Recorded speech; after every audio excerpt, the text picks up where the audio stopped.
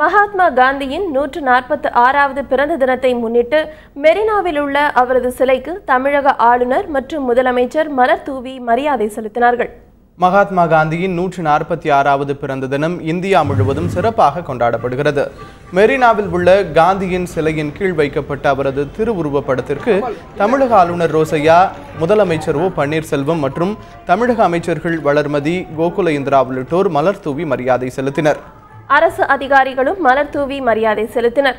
முன்னதாக உலக அமைதியை வலியுறுத்தி செய்தி மற்றும் சிறப்பு செயலாக்க திட்டத்துறை அமைச்சர் ராஜேந்திர பாலாஜி சைக்கிள் பேரணியை துவக்கி வைத்தார். இதனிடையே காங்கிரஸ் முன்னாள் சட்டமன்ற உறுப்பினர் வசந்தகுமார் மற்றும் பாமக தலைவர் ஜி.கே. மணி உள்ளிட்டோரும் மலர் தூவி மரியாதை செலுத்தினர்.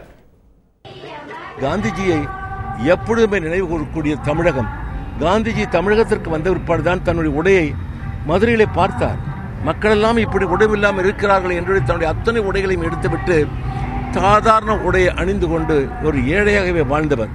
யாரை பார்க்கும் பொழுதும் அதே உடைதான், அதே எளிமை, அரசியலே எளிமைக்கு அவர் ஒரு உதாரணம்.